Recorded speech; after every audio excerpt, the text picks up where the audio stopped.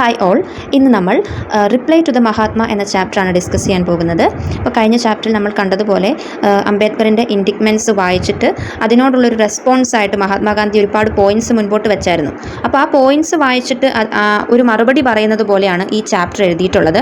അപ്പോൾ ആദ്യം തന്നെ മഹാത്മാഗാന്ധി തൻ്റെ ഇൻഡിക്മെൻറ്റ്സ് നോട്ടീസ് ചെയ്യുകയും അതിനോട് പ്രതികരിക്കുകയൊക്കെ ചെയ്തതിനൊരു താങ്ക് യു ഒക്കെ പോലെ പറയുന്നുണ്ട് അംബേദ്കർ. എന്നിട്ട് താൻ മുൻപോട്ട് വെച്ച ചോദ്യങ്ങൾ എന്തൊക്കെയാണ് ചോദിക്കാൻ ആഗ്രഹിച്ചിരുന്നത് ആ കോൺഫറൻസിൽ എന്നൊക്കെ പറഞ്ഞ് കുറച്ച് ചോദ്യങ്ങൾ പറയുന്നുണ്ട്. അത് കഴിഞ്ഞിട്ട് മഹാത്മാഗാന്ധി പറഞ്ഞ ഓരോ പോയിന്റിനെയും എടുത്ത് എക്സാമിൻ ചെയ്യുകയാണ് ചെയ്യുന്നത്. അങ്ങനെയാണ് ഈ ചാപ്റ്റർ പോകുന്നത്. അപ്പോൾ നമുക്ക് ചാപ്റ്ററിൻ്റെ മെയിൻ പോയിന്റ്സിലേക്ക് നോക്കാം. മെയിൻ പോയിന്റ്സ് മാത്രമേ പറഞ്ഞു പോകുന്നുള്ളൂ. അത് നമുക്കൊന്ന് കേട്ട് നോക്കാം. ഓക്കെ, അപ്പോൾ ഇതിൽ ആദ്യം തന്നെ അംബേദ്കറിൻ്റെ ഒരു നിലപാടാണ് ഇവിടെ വ്യക്തമാക്കുന്നത്. മഹാത്മാഗാന്ധി പറഞ്ഞിരുന്നു, ശാസ്ത്ര should be interpreted not by the learned but by the saints, and that the saints have understood them. The shastras do not support caste and untouchability. മഹാത്മാഗാന്ധിയുടെ ഒരു വ്യൂ പോയിന്റ് അവിടെ നമ്മൾ കണ്ടത്, സെയിൻസിനാണ് ശാസ്ത്രയെ ഇൻ്റർപ്രറ്റ് ചെയ്യാനുള്ള പ്രഥമ അധികാരം എന്നാണ് പറയുന്നത്. സെയിൻസ് ഇൻ്റർപ്രറ്റ് ചെയ്തെടുത്ത ശാസ്ത്രയുടെ മീനിങ് വെച്ചിട്ട് ശാസ്ത്ര കാസ്റ്റ് സിസ്റ്റത്തിനെയും അൺടച്ചബിലിറ്റിയും ഒന്നും സപ്പോർട്ട് ചെയ്യുന്നില്ല. അപ്പോൾ നമ്മൾ സെയിൻസിൻ്റെ പാത പിന്തുടർന്ന് ജീവിക്കണം, അങ്ങനെയാണെങ്കിൽ ഹാർമണി ഉണ്ടാകുമെന്നാണ് മഹാത്മാഗാന്ധി പറയുന്നത്. പക്ഷേ അംബേദ്കർ ഇവിടെ ചൂണ്ടിക്കാണിക്കുന്നത്, സെയിൻസ് ഒരിക്കലും കാസ്റ്റ് സിസ്റ്റത്തിന് എതിരായിട്ട് സംസാരിച്ചില്ല, അല്ലെങ്കിൽ ആ കാസ്റ്റ് സിസ്റ്റത്തിനെ അറ്റാക്ക് ചെയ്യും വിധം സെയിൻസ് ശബ്ദമുയർത്തിയിട്ടില്ല.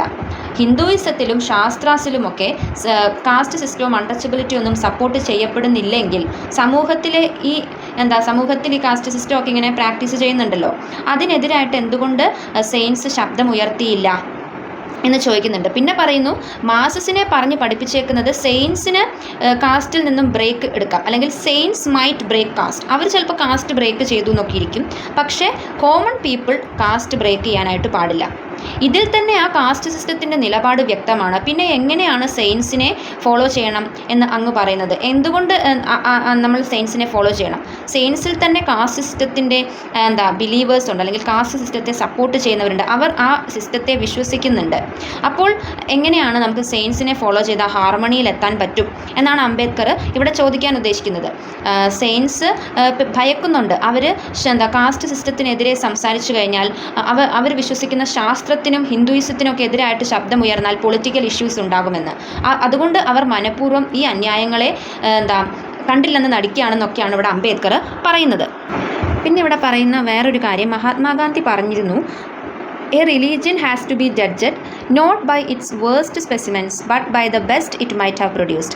ഒരു റിലീജിയൻ പ്രൊഡ്യൂസ് ചെയ്ത ബെസ്റ്റ് മാതൃകകളുടെ അടിസ്ഥാനത്തിൽ വേണം അതിനെ ജഡ്ജ് ചെയ്യാൻ. എപ്പോഴും വേസ്റ്റ് ആയിട്ടുള്ള കാര്യങ്ങൾ മാത്രം ചിന്തിച്ച് അതിനെ ജഡ്ജ് ചെയ്താൽ റിലീജിയന് തന്നെ ഒരു സ്ഥിരതയില്ലാത്ത, റിലീജിയൻ തന്നെ ഒരു ഫെയിലർ ആണെന്ന് നമുക്ക് തോന്നിപ്പോകുന്നത്. അപ്പോൾ ബെസ്റ്റ് മാത്രം ഫോക്കസ് ചെയ്യാനാണ് പറയുന്നത്. അപ്പോൾ ഇവിടെ അംബേദ്കർ പറയുന്നത് അതെങ്ങനെ ശരിയാവുമെന്നാണ് ചോദിക്കുന്നത്. ഇപ്പോഴത്തെ നമ്മുടെ ഈ ഒരു സമൂഹത്തിൽ വേസ്റ്റ് ആണ് ഹൈ നമ്പറിൽ നിൽക്കുന്നത്. ബെസ്റ്റ് ആയിട്ടുള്ളൊരു കാര്യം, ഒരു റിലീജിയൻ്റെ ബെസ്റ്റ് ഫേസ് എന്ന് പറയുന്ന കാര്യങ്ങൾ വളരെ കുറച്ചേ ഉള്ളൂ. മാത്രമല്ല, ഒരു കാലത്ത് ബെസ്റ്റായിട്ട് വെച്ചിരുന്ന ആ ഒരു ചിന്താഗതിയൊക്കെയാണ് ഇപ്പോൾ വേസ്റ്റ് ആയിക്കൊണ്ടിരിക്കുന്നത്. ഒരിടയ്ക്ക് വരെ ശാസ്ത്രയിൽ ഉണ്ടെന്ന് പറയപ്പെടുന്ന വർണ്ണ സിസ്റ്റം ബെസ്റ്റായിട്ടാണ് കണക്കാക്കിയിരുന്നത്. ആ ഒരു ആൻസെസ്ട്രൽ കോളൊക്കെ അറ്റൻഡ് ചെയ്യുന്നതിൻ്റെ ഭാഗമായിട്ടാണ് കണക്കാക്കിയിരുന്നത്. പക്ഷെ പിന്നീട് അത് കാലക്രമേണ കാസ്റ്റ് സിസ്റ്റത്തിലേക്ക് വഴിമാറിയപ്പോൾ ആ ബെസ്റ്റ് എന്നത് മാറി ഇപ്പോൾ അത് വേസ്റ്റ് സ്പെസിമെൻ ആയിക്കൊണ്ടിരിക്കുകയാണ് എന്നാണ് പറയുന്നത്. മനുഷ്യരുടെ ഉള്ളിലേക്ക് റോങ് ഐഡിയൽസ് ഒക്കെ എത്തിക്കുന്ന ഒരു രീതിയിലേക്ക് റിലീജിയൻ മാറിക്കഴിഞ്ഞു ഇന്നേക്ക്. പിന്നെ എങ്ങനെയാണ് നമുക്ക് അതിനെ നല്ലത് ചീത്ത എന്നൊക്കെ പറഞ്ഞ് ജഡ്ജ് ചെയ്യാൻ പറ്റുക? റിലീജിയൻ തന്നെ മോശമാണ്, വേസ്റ്റ് സ്പെസിമെനിലേക്ക് പൊയ്ക്കൊണ്ടിരിക്കുന്ന ഒരു കാലത്തിലൂടെയല്ലേ നമ്മൾ കടന്നു പോകുന്നത്. അപ്പോൾ ആ ഒരു ജഡ്ജ്മെൻറ്റ് തന്നെ ഇവിടെ പ്രസക്തി ഇല്ലല്ലോ എന്നാണ് പറയുന്നത്. പിന്നെ ഇവിടെ പറയുന്നത് എന്താണെന്ന് വെച്ചാൽ വേറൊരു പോയിൻ്റ് ഓഫ് വ്യൂ ആണ്. അതായത് നമുക്ക് സൊസൈറ്റിയെ സന്തോഷപ്പെടുത്താൻ പറ്റും. എങ്ങനെ? അതിൻ്റെ സ്ട്രക്ചറിൽ ഒരു മാറ്റവും ഫണ്ടമെൻ്റൽ ചേഞ്ച് ഒന്നും വരുത്താതെ തന്നെ ഒരു സൊസൈറ്റിയെ നമുക്ക് ടോളറബിൾ ആക്കാനും മോർ ഹാപ്പി ഉള്ളതാക്കി തീർക്കാനും പറ്റും. If all the high caste Hindus can be persuaded to follow a high standard of morality in their dealing with the low caste Hindus.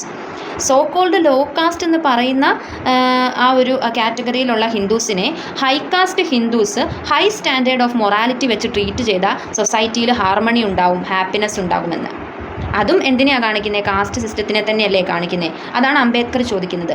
ഹിന്ദുയിസത്തിൽ ഈ ഒരു വകഭേദം, അതായത് ഹൈ ലോ എന്ന ഈ ഒരു വകഭേദം എന്ന് മാറുന്നോ അന്നേ ഹാർമണി ഉണ്ടാവുള്ളൂ. This is to say that there can be a better or worse Hindu. Better ആയിട്ടുള്ളൊരു ഹിന്ദു ഉണ്ടാവും, വേഴ്സ് ഹിന്ദു ഉണ്ടാവും, പക്ഷെ ഒരു ഗുഡ് ഹിന്ദു എന്ന് പറയാൻ ഒരാളില്ലെന്നാണ് പറയുന്നത്. കാരണം എല്ലാ ഹിന്ദുക്കളുടെ ഉള്ളിലും ഈ കാസ്റ്റ് സിസ്റ്റം ഉണ്ട് എന്നാണ് അംബേദ്കർ പറയുന്നത്. അപ്പോൾ ആ കാസ്റ്റ് സിസ്റ്റത്തിൻ്റെ ഹൈ ലോ എന്ന ആ ഒരു കാഴ്ചപ്പാടിൽ മനുഷ്യരെ നോക്കിക്കാണുന്ന ഈ ഒരു ഈ ഒരു റിലീജിയനിൽ ഒരിക്കലും ഹാർമണി ഉണ്ടാവില്ല. അങ്ങനെ ഹാർമണി ഉണ്ടാകണമെങ്കിൽ റോങ് റിലേഷൻസ് നിലയ്ക്കണം. I have argued in my speech that a society based on Varna or caste is a society which is based on wrong relationship. ഈ കാസ്റ്റ് സിസ്റ്റത്തിൻ്റെ അടിസ്ഥാനത്തിൽ ഹൈ ലോ എന്നൊക്കെ കണക്കാക്കുന്നത് റോങ് റിലേഷനാണ്. ആ റോങ് റിലേഷൻ മാറുമ്പോഴേ സൊസൈറ്റിയിൽ happiness ഉണ്ടാകുള്ളൂ. അല്ലാതെ high കാസ്റ്റുകാർ law കാസ്റ്റുകാരെ നല്ലപോലെ treat ചെയ്യണം എന്ന് പറഞ്ഞിട്ടൊന്നും കാര്യമില്ല. അവർക്ക് ഇക്വാളിറ്റി കൊടുക്കണം, ഈക്വൽ ഓപ്പർച്യൂണിറ്റി പ്രൊവൈഡ് ചെയ്യണം. അങ്ങനെ ആ കാസ്റ്റ് സിസ്റ്റം എന്ന ആ ഒരു കോൺസെപ്റ്റേ മാഞ്ഞു പോകണം. എങ്കിൽ മാത്രമേ കാര്യമുള്ളൂ എന്നാണ് പിന്നെ ഇവിടെ പറയുന്നത് മഹാത്മാഗാന്ധി പറഞ്ഞിരുന്നു നമ്മൾ ആൻസിസ്ട്രൽ കോളിംഗ് അറ്റൻഡ് ചെയ്യണമെന്ന്. വർണ്ണ സിസ്റ്റത്തിൻ്റെ ഒരു പാർട്ടാണ് ഈ ആൻസിസ്ട്രൽ കോളിംഗ്. ആൻസിസ്റ്റേഴ്സിൻ്റെ അതേ പാത പിന്തുടരുക. അപ്പോൾ ഇവിടെ മഹാത്മാഗാന്ധിയോട് അംബേദ്കർ ചോദിക്കുകയാണ്, താങ്കൾ പ്രീച്ച് ചെയ്തതൊക്കെ താങ്കൾ പ്രാക്ടീസ് ചെയ്തിട്ടുണ്ടോ ശരിക്ക് എന്ന് ചോദിക്കുകയാണ്. കാരണം ഇങ്ങനെ ചോദിക്കാൻ കാരണം മഹാത്മാഗാന്ധി ബൈ ബർത്ത് ഒരു ബന്യ കമ്മ്യൂണിറ്റിപ്പെട്ടൊരു വ്യക്തിയാണ്. അപ്പം അദ്ദേഹത്തിൻ്റെ ആൻസിസ്റ്റേഴ്സിനെ നമ്മൾ പരിശോധിക്കുകയാണെങ്കിൽ ട്രേഡേഴ്സാണ്. പക്ഷേ മഹാത്മാഗാന്ധി കരിയറായിട്ട് ചൂസ് ചെയ്തത് ലോ ആണ്. പിന്നെ അദ്ദേഹം ഒരു ലോയറായി, പിന്നെ ഹാഫ് സെയിൻറ്റായി, ഹാഫ് പൊളിറ്റീഷ്യനായി. ഒരിക്കൽ പോലും അദ്ദേഹം ട്രേഡിങ് ഒരു ജോബായിട്ടോ അല്ലെങ്കിൽ ട്രേഡിംഗ് എന്ന മേഖലയിൽ പോലും അദ്ദേഹം ഒന്ന് ടച്ച് ചെയ്തിട്ട് പോലുമില്ല. അപ്പോൾ അദ്ദേഹം ആൻസിസ്ട്രൽ കോളിംഗ് അറ്റൻഡ് ചെയ്തിട്ടില്ലല്ലോ. പിന്നെ എങ്ങനെയാണ് എങ്ങനെ നിങ്ങൾക്ക് പറയാൻ സാധിക്കും മറ്റുള്ളവർ അത് അറ്റൻഡ് ചെയ്യണമെന്ന് എന്നാണ് ചോദിക്കുന്നത്. പിന്നെ പറയുന്നു അദ്ദേഹത്തിൻ്റെ യങ്ങസ്റ്റ് സൺ, ആ വ്യക്തി കല്യാണം കഴിച്ചത് ഒരു ബ്രാഹ്മിൺ ആയിട്ടുള്ള ഒരാളുടെ മകളെയാണ്. And has chosen to serve a newspaper magnate, ഒരു ന്യൂസ് പേപ്പർ മാഗ്നേറ്റായിട്ട് ജോലി ചെയ്യാൻ തീരുമാനിച്ചു. അപ്പോൾ അദ്ദേഹത്തിൻ്റെ മകനും ആൻസിസ്ട്രൽ കോളിംഗ് അറ്റൻഡ് ചെയ്തിട്ടില്ല. കാരണം വൈശ്യാണ്, ട്രേഡിംഗ് ആണല്ലോ ചെയ്യേണ്ടത്, അത് ചെയ്തിട്ടില്ല. മാത്രമല്ല ഇൻ്റർകാസ്റ്റ് മാരേജും ഇവിടെ നടന്നിട്ടുണ്ട്. The Mahatma is not known to have condemned him for not following his ancestral calling. പക്ഷെ മകനെ കുറ്റം പറയാൻ പറ്റില്ല, കാരണം താനും അത് ഫോളോ ചെയ്തിട്ടില്ലല്ലോ. It may be wrong and uncharitable to judge an ideal by its worst specimens. അതുകൊണ്ട് തന്നെയാണ് ഇവിടെ വേഴ്സ്റ്റ് സ്പെസിമെൻസ് ആണ് കൂടുതൽ നിൽക്കുന്നതെന്ന് പറയുന്നത്. ഈ വേഴ്സ്റ്റ് സ്പെസിമെൻസിൻ്റെ പേരിൽ റിലീജനെ ജഡ്ജ് ചെയ്യരുതെന്ന് പറയുന്ന ഒരാളെ സംബന്ധിച്ചിടത്തോളം മകൻ്റെ ഈ ഒരു നിലപാടിനെ ജഡ്ജ് ചെയ്യാനും ഇവിടെ പറ്റുമോ? ഇല്ല. കാരണം അത് വേഴ്സ്റ്റ് സ്പെസിമെനിൽ പെടുന്നൊരു കാര്യമാണ്. അത് ജഡ്ജ് ചെയ്യാൻ അദ്ദേഹം തുനിഞ്ഞുമില്ലെന്നാണ് പറഞ്ഞത്. അപ്പോൾ ഇദ്ദേഹം പ്രീച്ച് ചെയ്തത് ഇദ്ദേഹം പ്രാക്ടീസ് ചെയ്തിട്ടുമില്ല. എന്നാൽ അതിൻ്റെ പേരിൽ സ്വയം ചോദ്യം ഉന്നയിച്ചിട്ടുമില്ലെന്നാണ് പറയുന്നത്.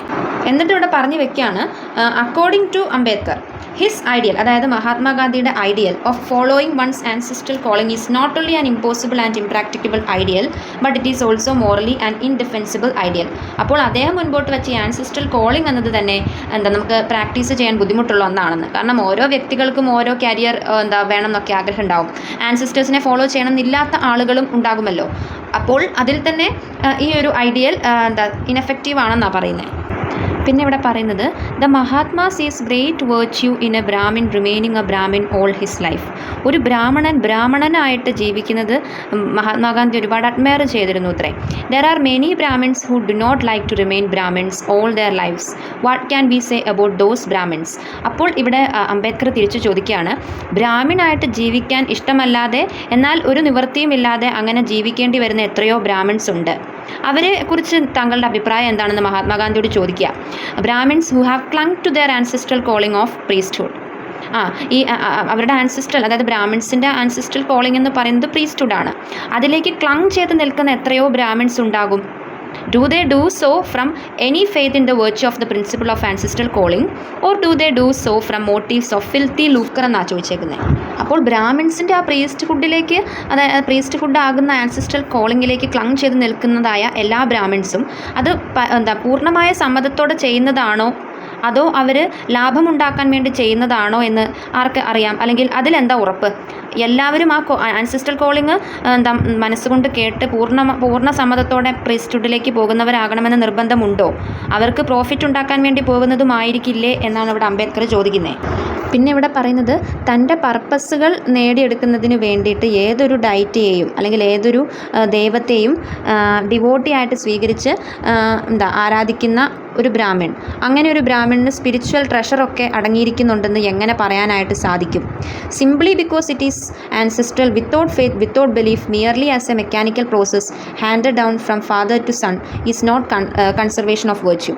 ആൻസിസ്ട്രൽ കോളിംഗ് ആണെന്നും വെച്ച് ഒരു ഫെയ്ത്തും ഇല്ലാതെ നമുക്ക് പ്രോഫിറ്റിന് വേണ്ടിയിട്ട് മാത്രം ചെയ്യുന്നതായ എല്ലാം കൺസർവേഷൻ ഓഫ് വെർച്യു ആണെന്ന് പറയരുത്, അങ്ങനെ കണക്കാക്കരുതെന്നാണ് പറയുന്നത്. അപ്പോൾ ബ്രാഹ്മിൺസായിട്ട് നിലകൊള്ളുന്നത് അവരുടെ നിസ്സഹായ അവസ്ഥയായിരിക്കാം. അതല്ലെങ്കിൽ ഒരു പക്ഷേ ആൻസിസ്ട്രൽ കോളിംഗ് മനസ്സാ സമ്മതിച്ച് സ്വമേധയാ ചെയ്യുന്നതാവാം. അതും അല്ലെങ്കിൽ പ്രോഫിറ്റ് ഉണ്ടാക്കാൻ ചെയ്യുന്നതാകാം.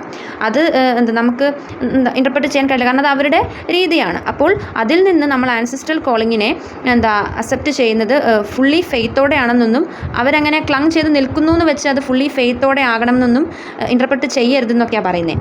ഈ ഒരു ചാപ്റ്ററിൻ്റെ പ്രത്യേകത, ഇതിൽ ഒരുപാട് പൊളിറ്റിക്കൽ ഇഷ്യൂസിന് സാധ്യതയാകുന്ന സ്റ്റേറ്റ്മെൻറ്റ്സ് കടന്നു വരുന്നുണ്ട്. അപ്പം നമുക്കിതൊരു പരിധി കഴിഞ്ഞ് വിശകലനം ചെയ്യാൻ പറ്റില്ല, ഒരു ചെറിയ പോയിൻറ്റ്സ് ആയിട്ട് പറഞ്ഞു തരാൻ പറ്റും എന്നേ ഉള്ളൂ. എന്നിട്ടിവിടെ പറയുകയാണ് എന്തുകൊണ്ടായിരിക്കും മഹാത്മാഗാന്ധി ആൻസിസ്ട്രൽ കോളിംഗ് എന്ന തിയറിയിലേക്ക് ക്ലിങ് ചെയ്ത് നിൽക്കുന്നത് എന്ന്. അദ്ദേഹം അതിൻ്റെ റീസൺ ഒരു സ്ഥലത്തും വ്യക്തമായിട്ട് കൊടുത്തിട്ടില്ല.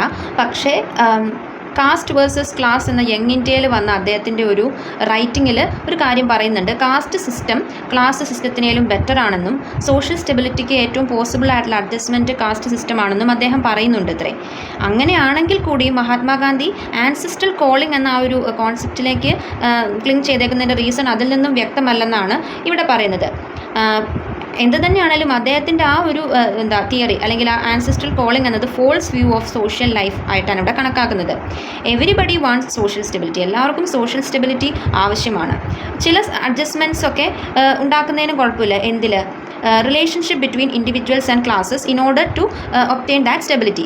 ആ സ്റ്റെബിലിറ്റിക്ക് വേണ്ടിയിട്ട് കുറച്ച് അഡ്ജസ്റ്റ്മെൻറ്റ്സ് ഒക്കെ എല്ലാവരും ചെയ്യുന്നതാണ്, അത് സാരമില്ല. പക്ഷെ ചില അഡ്ജസ്റ്റ്മെൻറ്റ്സ് വളരെ ഇറോട്ടിക് ആണെന്നാണ് പറയുന്നത്. ഒന്നാമത്തേത് static relationship, something that is unalterable, something that is fixed for all times. Stability is wanted but not at the cost of change when change is imperative. അതായത് ഒരെണ്ണത്തിലേക്ക് മാത്രം ഉറച്ചു നിൽക്കാൻ എല്ലാവരും ചിലപ്പോൾ ഇഷ്ടപ്പെടണമെന്നില്ല. ഇപ്പം ട്രേഡിൻ്റെ കാര്യമാണെങ്കിലും അച്ഛനപ്പൂപ്പന്മാർ ചെയ്ത് കൊണ്ടിരുന്നിരുന്ന ട്രേഡ് തന്നെ ഫോളോ ചെയ്യണമെന്ന് ചിലർക്ക് ആഗ്രഹം കാണില്ല, അവർക്ക് വേറെ ട്രേഡ് ആയിരിക്കും ഇഷ്ടം. അപ്പോൾ അങ്ങനെ പോകാനുള്ളൊരു അനുവാദം കൊടുക്കണം. അല്ലാതെ ഇങ്ങനെ സ്റ്റേറ്റിക് റിലേഷൻഷിപ്പ് അങ്ങനത്തെ ഒരു ഇത് ഇവിടെ നടക്കാൻ പാടില്ല. ആ ഒരു fixed, something that is fixed for ever, ആ ഒരു സംഭവം ഇവിടെ ഉണ്ടാവരുത് എന്നാണ് പറയുന്നത്. അത് സോഷ്യൽ സ്റ്റെബിലിറ്റിക്ക് എതിരാണെന്ന്.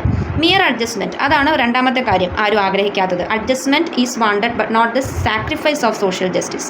അഡ്ജസ്റ്റ്മെൻറ്റ് ഓക്കെയാണ്, പക്ഷേ അതൊരു സാമൂഹ്യ ത്യാഗമായിട്ടൊന്നും മാറാൻ പാടില്ല. സമൂഹത്തിന് വേണ്ടിയിട്ട് നമ്മൾ ചെയ്യുന്നൊരു ത്യാഗമായിട്ടൊന്നും ആ അഡ്ജസ്റ്റ്മെൻറ്റ് മാറണ്ട, അതിൻ്റെ ആവശ്യമില്ല. മിയർ അഡ്ജസ്റ്റ്മെൻറ്റിൻ്റെ ഒന്നും ആവശ്യമില്ലെന്നാണ് പറയുന്നത്. ദ ക്യാനോൺസ് ഓഫ് സോഷ്യൽ അഡ്ജസ്റ്റ്മെൻറ്റ് എന്ന്. പിന്നെ ഇവിടെ അംബേദ്കറിൻ്റെ കാഴ്ചപ്പാടിൽ സോഷ്യൽ അഡ്ജസ്റ്റ്മെൻറ്റ് എന്ന് പറയുന്നത് എന്താണ്? ആ പെഡസ്റ്റലിൽ അദ്ദേഹം കൊണ്ട് വെച്ചേക്കുന്നത് ഫ്ലൂയിഡിറ്റിയും ഇക്വിറ്റിയാണ്. സമത്വം വേണം, അതാണ് സോഷ്യൽ സ്റ്റെബിലിറ്റിയുടെ അടിത്തറ. സോഷ്യൽ അഡ്ജസ്റ്റ്മെൻറ്റിൻ്റെ പീക്കിൽ നിൽക്കുന്നത് സമത്വമാണ്, അതാണ് വേണ്ടതെന്നാണ് പറയുന്നത്. പിന്നെ വ്യക്തി സ്വാതന്ത്ര്യം, അതും ആവശ്യമാണത്രേ. എന്നിട്ട് പറയുന്നു മഹാത്മാഗാന്ധിയുടെ ചിന്താഗതിയിൽ എന്തെങ്കിലും പ്രോഗ്രസ് ഉണ്ടായിട്ടുണ്ടോ എന്നാണ് പറയുന്നത്. മഹാത്മാഗാന്ധി വേദാസിലും ഉപനിഷത്സിലും പുരാണാസിലും അവതാർസിലും റീബർത്തിലും ഒക്കെ വിശ്വസിച്ചിരുന്ന ഒരു വ്യക്തിയാണ്. മാത്രമല്ല he believed in caste and defended it with the vigour of the orthodox. He condemned the cry of interdining, interdrinking and intermarrying and argued that restraints about interdining to a great extent helped the cultivation of willpower and the conservation of certain social virtue. ഇദ്ദേഹം ഈ ഇൻ്റർഡൈനിങ്ങിനെയും ഇൻ്റർഡ്രിങ്കിങ്ങിനെയും ഒക്കെ അനുകൂലിച്ചിരുന്ന ആളാണ് എന്നാണ് ഇവിടെ പറയുന്നത്. അപ്പോൾ അതിൽ നിന്നും അദ്ദേഹത്തിന് പ്രോഗ്രസ് ഉണ്ടായിട്ടുണ്ടോ എന്നാണ് ചോദിച്ചേക്കുന്നത്. എന്നിട്ട് ഉണ്ടായിട്ടുണ്ട് എന്നതിലേക്ക് എത്തുകയാണ്. His son's marriage outside his caste has had something to do with his change of view. ഇദ്ദേഹത്തിൻ്റെ മകൻ ഒരു ബ്രാഹ്മിൺ ആയിട്ടുള്ള പെൺകുട്ടിയാണല്ലോ വിവാഹം കഴിച്ചത്. അപ്പോൾ ഇദ്ദേഹം ഇൻ്റർമാരേജിന് എതിരായിരുന്നെങ്കിലും മകൻ ഇങ്ങനെ ചെയ്തപ്പോൾ അതിനെ എതിർക്കാൻ ഇദ്ദേഹത്തിന് കഴിഞ്ഞില്ല. അപ്പോൾ ഇദ്ദേഹത്തിൻ്റെ വ്യൂ പോയിൻറ്റ്സിൽ സർട്ടൻ ചേഞ്ചസ് ഒക്കെ ഉണ്ടായതിൻ്റെ ഫലമായിട്ടായിരിക്കാം ആ കല്യാണത്തിന് സമ്മതിച്ചതെന്നാണ് പറയുന്നത്. പിന്നെ വർണ്ണയെ പറ്റിയിട്ടാണ് പറയുന്നത്. The essence of the Vedic conception of Varna is the pursuit of a calling which is appropriate to one's natural aptitude. The essence of the Mahatma's conception of Varna is the pursuit of ancestral calling irrespective of natural aptitude. അപ്പോൾ വേദത്തിൽ പറയുന്ന ആ ഒരു വർണ്ണ അടിസ്ഥാനമായ calling natural aptitude ആണെങ്കിൽ മഹാത്മാഗാന്ധി സംബന്ധിച്ചിടത്തോളം അത് ആൻസിസ്ട്രൽ കോളിംഗ് ആയിട്ട് മാറുകയാണ്. നാച്ചുറൽ ആപ്റ്റിറ്റ്യൂഡിൽ നിന്ന് വ്യത്യസ്തപ്പെട്ട് ആൻസിസ്ട്രൽ കോളിംഗ് ആയിട്ട് വർണ്ണയെ പ്ലേസ് ചെയ്യുകയാണ് ചെയ്യുന്നത്. പിന്നെ പറയുന്നു Vedic theory of varna as interpreted by Swami Dayanand and some others is a sensible and an inoffensive thing. Swami ദയാനന്ദെ പോലെയുള്ളവർ പറയുന്ന വേദിക് തിയറി ഓഫ് വർണ്ണ കുറച്ചും കൂടി അക്സെപ്റ്റബിൾ ആണെന്നാണ് പറയുന്നത്.